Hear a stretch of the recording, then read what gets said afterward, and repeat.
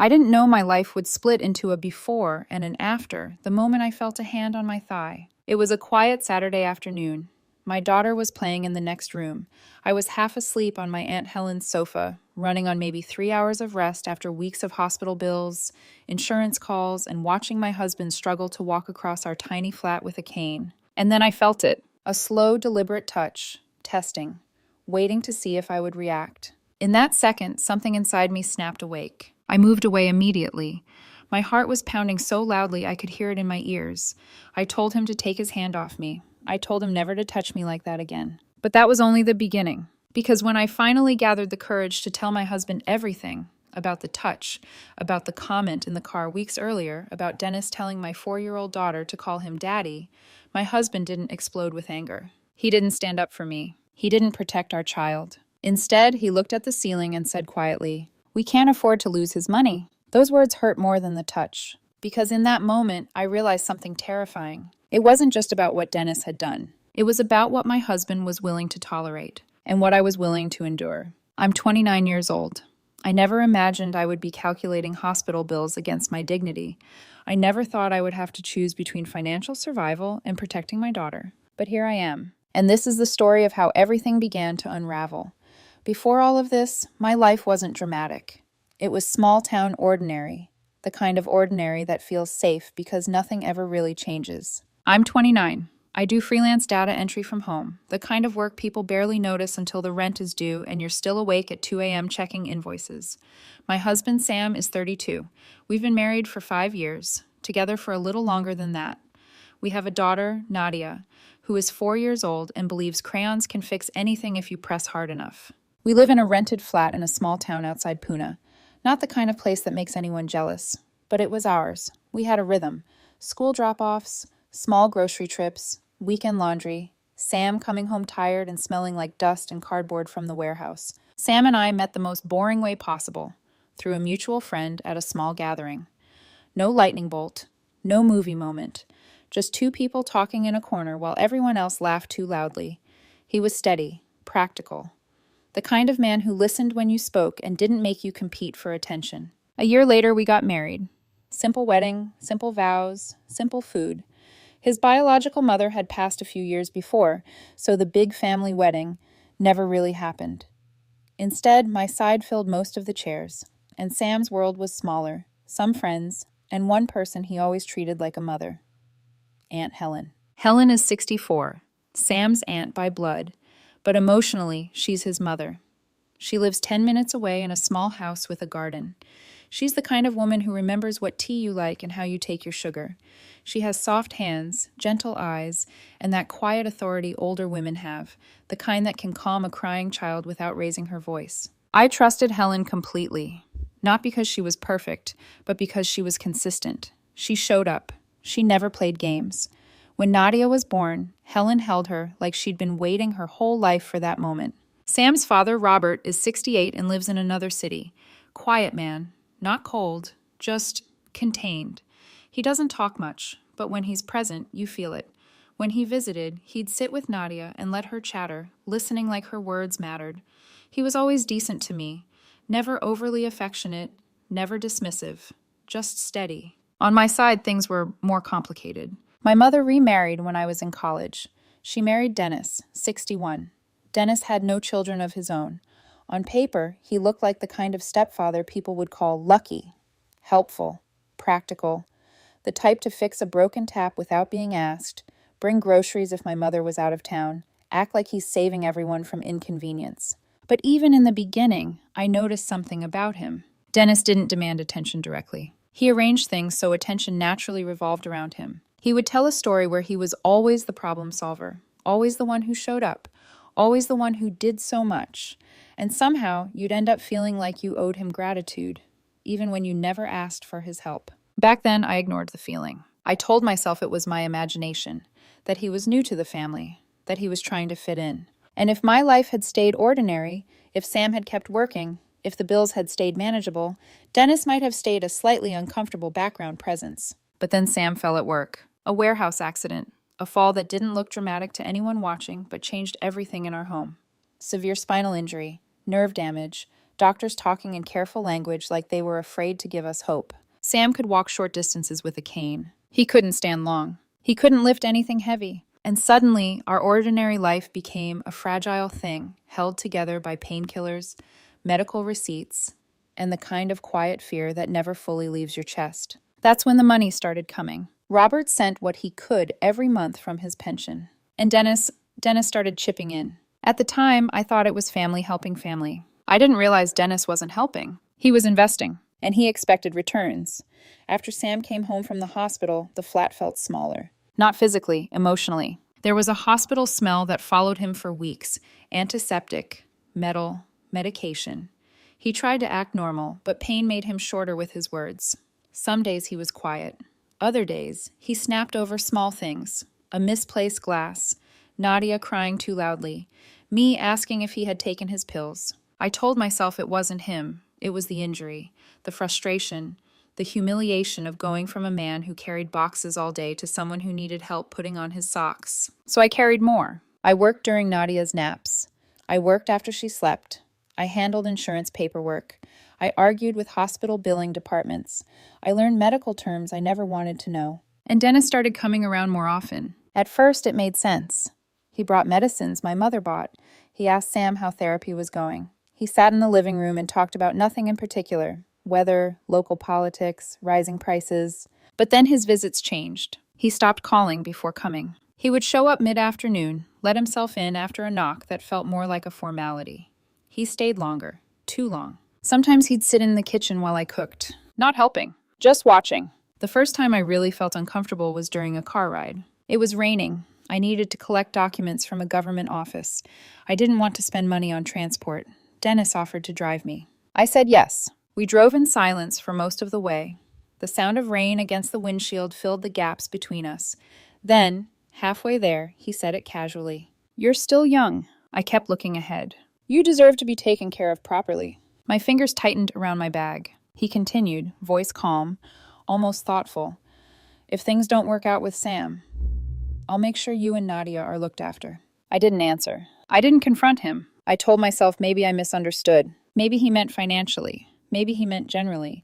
Maybe I was exhausted and reading too much into it. He dropped me off, drove away like nothing had happened. But after that, I became aware of how often his eyes lingered, how he stood slightly too close, how he complimented me in ways that didn't sound fatherly. "You handle everything so well. Sam is lucky. You shouldn't have to struggle like this." Each sentence sounded supportive on the surface. Underneath, there was something else. And then came the Saturday at Helen's house. Helen had taken Nadia for the afternoon so I could work. I hadn't slept properly in days.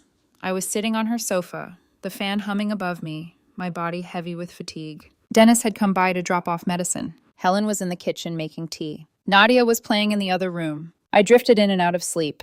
That's when I felt it. A hand on my thigh. Not accidental. Slow. Testing. I opened my eyes and he was right there. Too close. His face near mine. He leaned toward my ear. "You don't have to carry everything alone." My stomach dropped. I moved away instantly, stood up, told him to take his hand off me. My voice shook, but it was loud enough. He didn't panic. He didn't look ashamed. He looked annoyed. "I was just comforting you," he said. "You're stressed." As if I was overreacting. As if his hand on my body was a misunderstanding. I went straight into the kitchen and told Helen exactly what happened. She listened. She frowned. But then she said something that made my skin crawl. "Dennis is a good man. He probably didn't mean anything by it. Just affectionate. In his own way. Affectionate." That word echoed in my head for days. I stopped talking about it. I convinced myself I would just keep distance. But 3 weeks later, my 4-year-old daughter said something in the auto on the way home that shattered any illusion I had left. Dennis told me to call him Daddy. And suddenly, the pattern wasn't subtle anymore. It was deliberate. The auto ride home that afternoon felt longer than usual. Nadia was sitting beside me, her small hand sticky from candy Helen had given her.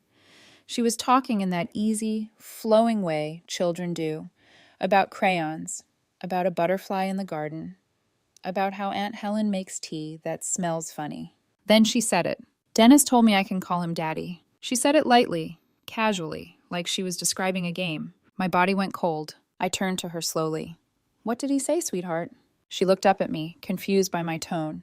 "He said since my real daddy can't play much, he can be my new daddy if I want." The words didn't land all at once. They sank in piece by piece. Since your real daddy can't. New daddy. If you want. I swallowed the panic rising in my throat. I didn't react. I didn't want to scare her. What did you say? I asked softly. She shrugged.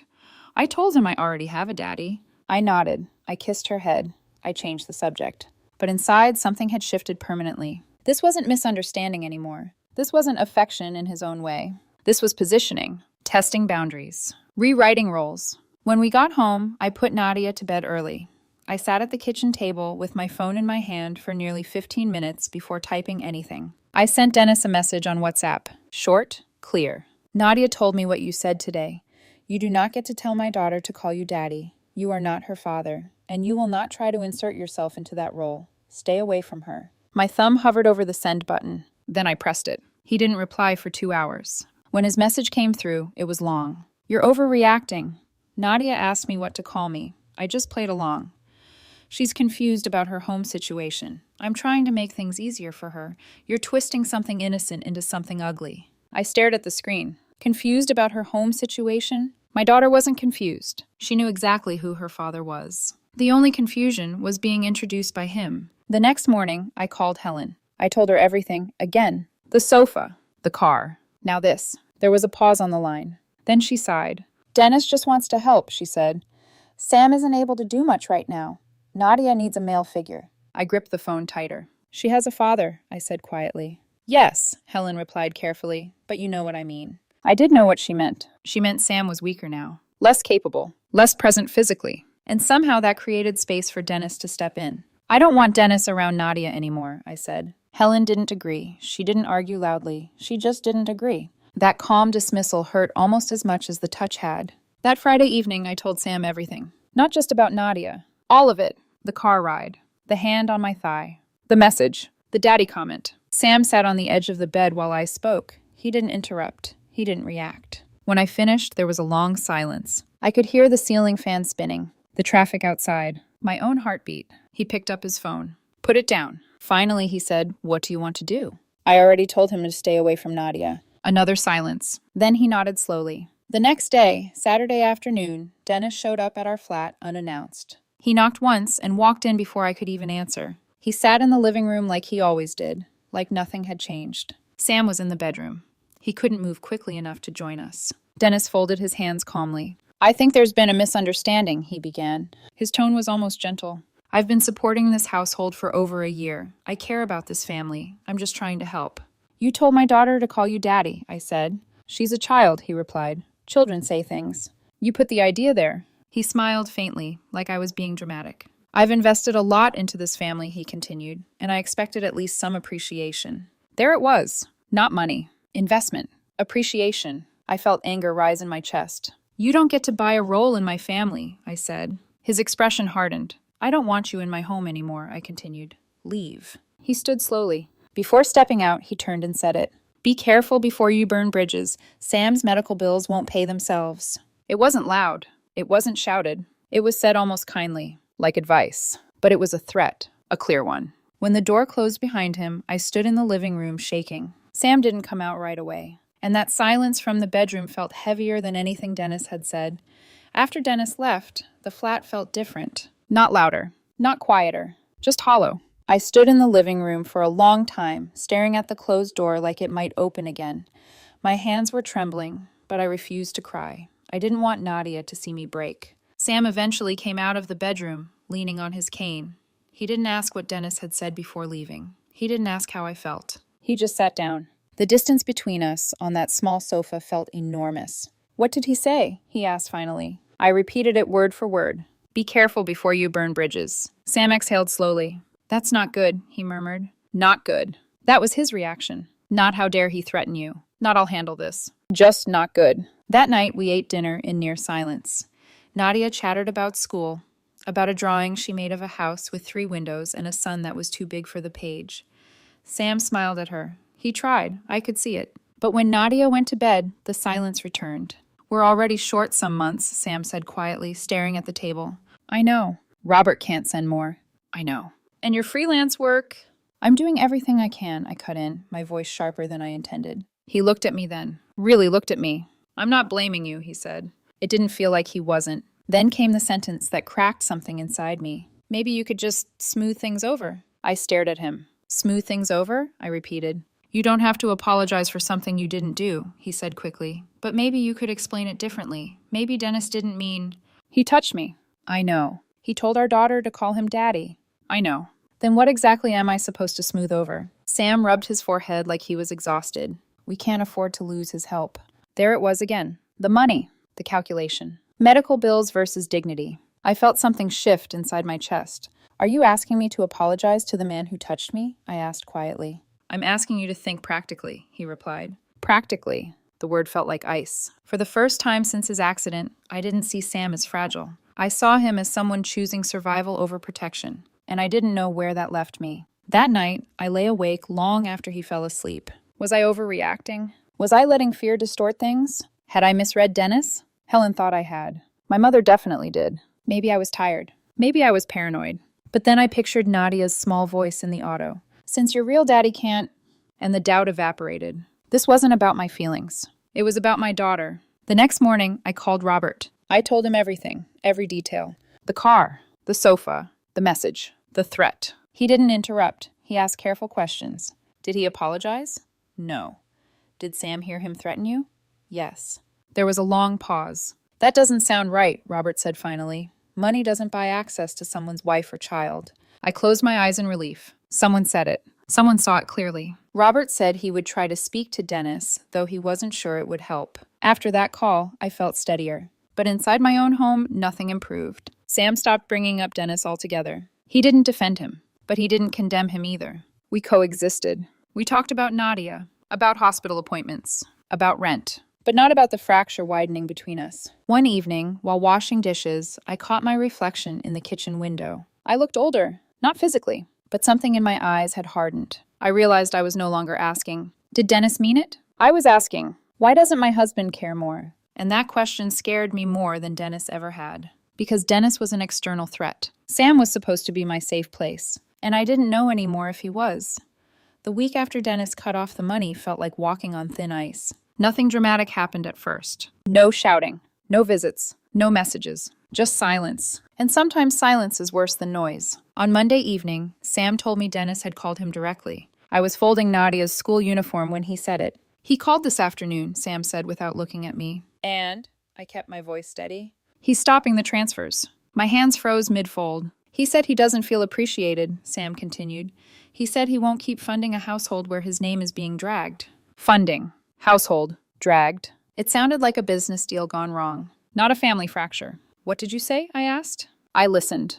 That's it? What was I supposed to say? He snapped, then immediately looked guilty.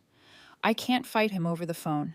You could have told him he had no right to threaten your wife. Sam's jaw tightened. I need to think about Nadia, he said quietly. The implication hung in the air. And I don't? That night, we argued for the first time since his accident. Not loudly, not violently, but with the kind of controlled anger that leaves deeper marks. You want me to call him? I said. I want you to fix this, he replied. By apologizing? By explaining. I explained. You escalated. I laughed. Sharp, disbelieving. He touched me. I know. He told our daughter to call him Daddy. I know. And somehow I'm the one escalating? Sam looked exhausted. We are drowning, he whispered. The hospital bills are not going away. I will not trade my dignity for money, I said.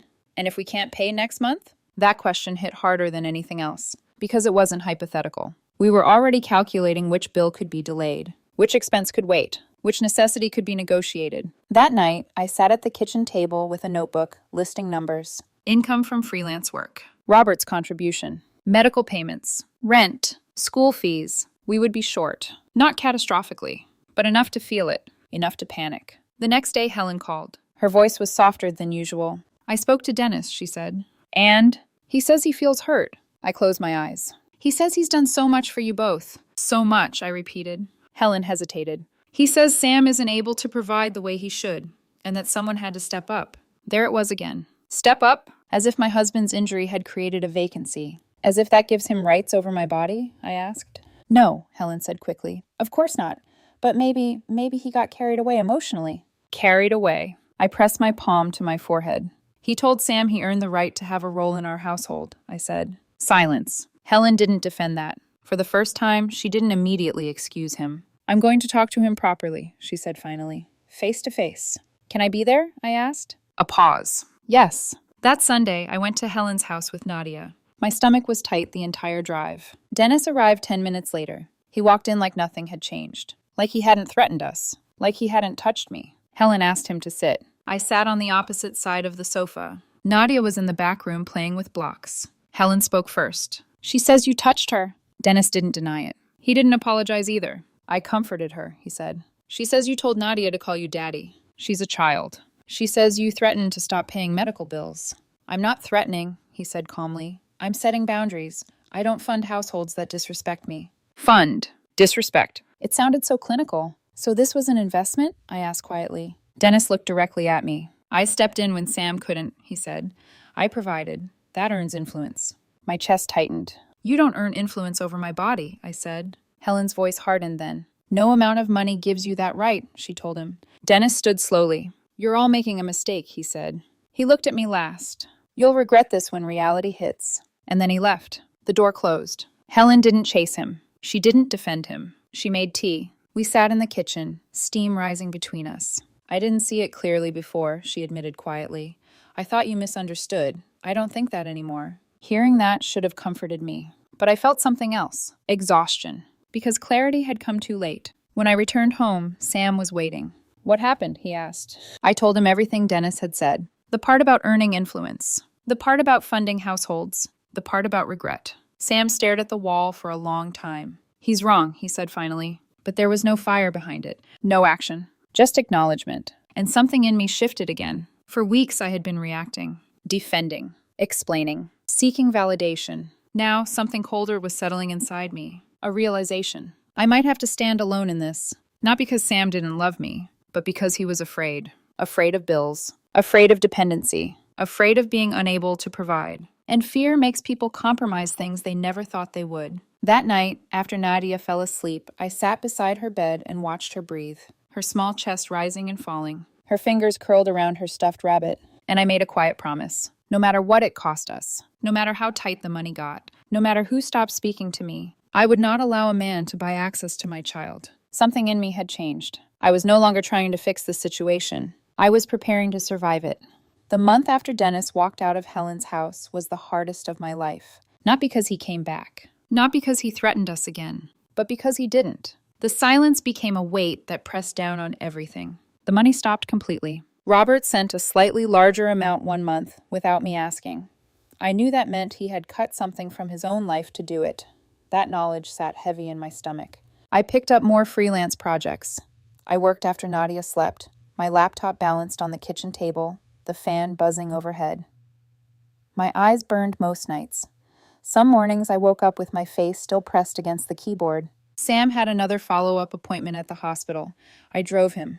I waited in the plastic chairs for 2 hours, staring at posters about nerve regeneration and recovery timelines. When he came out, he didn't look hopeful. "It's the same," he said quietly. "Maybe some improvement over time, maybe not." On the drive home, he looked out the window the entire way. When we got back to the flat, he went straight to the bedroom. He didn't reach for my hand. He didn't say thank you. He didn't say anything at all. That night, as I lay beside him, I realized something terrifying. I felt lonelier married than I would have felt alone. My mother stopped calling. The last conversation we had still echoed in my ears. "You've ruined my marriage," she had said. "Mom, me. You misunderstood." He told Nadia to call him Daddy. "You're exaggerating." Her voice had been sharp, defensive, loyal to her husband in a way that erased me completely. After that, she said she needed space. And space is what I got. Helen called occasionally. She asked about Nadia. She sounded distant but not cold. I trusted her more now, but a part of me still hesitated to bring Nadia back to that house. Trust, once cracked, never seals perfectly again. One afternoon, Nadia's teacher pulled me aside at school. "She's been quieter lately," she said gently. "Is everything okay at home?" I forced a smile. "Everything's fine." But later that night, when Nadia was drawing at the table, I watched her more closely. She wasn't sad. She wasn't withdrawn. But she was observing, listening. Children always know more than we think. That night, after she went to bed, I stood in the kitchen and stared at the unpaid bill on the counter. We were short again. Not disastrously, but enough to feel the panic crawl up my spine. For a split second, a weak, shameful second, I considered calling Dennis. Just to talk. Just to smooth it over. Just to say something neutral enough to restart the transfers. And I hated myself for even thinking it. I leaned against the counter and covered my face with my hands. What kind of world makes you weigh your daughter's safety against electricity payments? What kind of marriage leaves you calculating a loan at midnight while your husband scrolls through his phone in the bedroom? That was the lowest moment. Not the touch. Not the threat. Not even my mother choosing Dennis over me. It was standing in my own kitchen, wondering if I should apologize for being violated. I walked into the bedroom. Sam was awake, the glow of his phone lighting his face. "We're short again," I said quietly. He didn't look surprised. "I know." "Are you ever going to say you're glad I didn't apologize?" I asked. He looked at me then, a long, tired look. "I don't know what you want me to say," he whispered. "I want you to say you'd choose us over his money." His silence was the answer. Not because he loved money, but because he was afraid of losing control of what little stability we had left. And in that silence, something inside me broke cleanly. Not in anger, not in rage, but in clarity. I couldn't force my husband to be braver than he was ready to be. I couldn't force my mother to see what she didn't want to see. I couldn't force Helen to undo her earlier denial. All I could control was one thing: whether I would compromise my boundaries to make everyone else comfortable. That night, lying awake in the dark, I felt grief. Not just for what Dennis had done, but for the illusion that my world was solid. It wasn't. It was fragile, held together by money, fear, and silence. And I was done being silent. The turning point didn't come with shouting. It didn't come with another threat. It came quietly, through truth spoken without fear. 3 days after my lowest night, Robert called again. "I spoke to someone," he said. "Dennis?" I asked. "No, a mutual contact, someone who's done business with him." I stayed silent. "Dennis has mentioned feeling entitled," Robert continued carefully. "He said things like he saved your household, that he stepped in when Sam couldn't. He talks about it like a transaction." My stomach tightened. "Transaction. That confirms what he told me," I said quietly. Robert didn't hesitate this time. "Money given with conditions is not help," he said firmly. "It's leverage." Hearing someone name it clearly felt like someone opening a window in a suffocating room. Leverage. That's what it had been all along. The car comment. The sofa touch. The daddy suggestion. The threat about bills. None of it was accidental. It was gradual positioning. He thought he had bought space in my life. Robert's voice softened. "You did the right thing." My throat tightened. For weeks I had doubted myself. Wondered if exhaustion distorted reality. Wondered if I had escalated too quickly. But hearing those words, "you did the right thing," steadied something deep inside me. That afternoon, I opened my laptop and did something I hadn't done before. I applied for remote contracts outside my usual network. Higher paying data projects, longer hours, more demanding work. If survival was the issue, then I would increase our income. Not by bending, by building. That night I told Sam what Robert had said. That he was using money as leverage. Sam didn't argue. He didn't defend Dennis. He just looked tired. "I never wanted you to feel alone," he said quietly. "But I did," I replied. The honesty hung between us. "I'm scared," he admitted. "So am I said. That was the first real conversation we'd had in weeks. Not about bills, not about Dennis, about fear, about pride, about what it meant for him to feel like he wasn't enough. And I realized something important. Sam's silence hadn't been agreement with Dennis. It had been shame. Shame at being dependent. Shame at not being able to provide. And shame makes people cling to the very things that harm them. "I need you to choose us," I told him gently. "Even if it's hard. Even if we struggle." He nodded slowly. "I choose you," he said. It wasn't loud. It wasn't dramatic. But it was real. The next morning, I made another decision. I sent Dennis one final message. Not emotional. Not angry. Clear. "Do not contact me or my daughter again. Your financial support is not welcome if it comes with conditions. We will manage without you." I didn't wait for a reply. I blocked him. Not because I was reckless, but because I finally understood something. He only had power as long as we believed we needed him. Removing that belief removed his leverage. Later that week, Helen called again. "I haven't heard from him," she said. "I don't expect to," I replied. She hesitated. "I'm sorry I didn't see it sooner." That apology mattered. Not because it fixed everything, but because it acknowledged reality. That night, I watched Nadia sleeping again. But this time, I didn't feel panic. I felt resolve. We might struggle financially. We might argue. We might have hard months ahead. But my daughter would grow up seeing one thing clearly. Her mother did not sell her safety for comfort. And that realization changed the air in our flat. We were still short on money, but we were no longer short on dignity.